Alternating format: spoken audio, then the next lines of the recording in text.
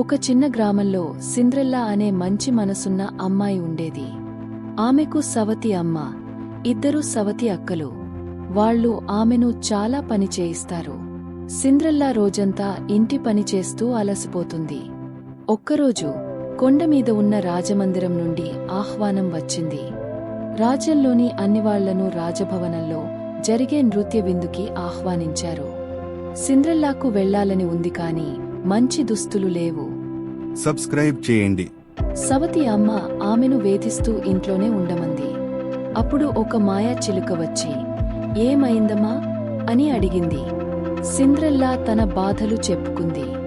మాయా చిలుక తన రెక్కలు ఊపగానే సిండ్రెల్లా అందమైన రాజకుమారి అయింది. ఒక బంగారు రథం కూడా సిద్ధమైంది. చిలుక చెప్పింది, అర్ధరాత్రి అయ్యేలోపు తిరిగి రావాలి. సిండ్రెల్లా రాజభవనానికి చేరి అందరి దృష్టిని ఆకర్షించింది. రాజకుమారుడు ఆమెతో నాట్యం చేశాడు. అర్ధరాత్రి గంట మోగడంతో సిండ్రెల్లా వెంటనే పరుగెత్తింది. ఆమె ఒక క్రిస్టల్ షూ అక్కడే పడిపోతుంది. తదుపరి రోజు రాజకుమారుడు ఆ చెప్పు ఎవరిదో వెతికాడు. చివరికి సిండ్రెల్లా దగ్గరికి చేరి చెప్పు పెట్టగానే సరిపోయింది. రాజకుమారుడు ఆమెను వెంటనే రాజభవనానికి తీసుకెళ్లాడు. సిండ్రెల్లా మాయా చిలుక సహాయంతో సంతోషంగా జీవించింది. ఈ స్టోరీ నచ్చితే లైక్ చేయండి, షేర్ చేయండి, సబ్స్క్రైబ్ చేయండి.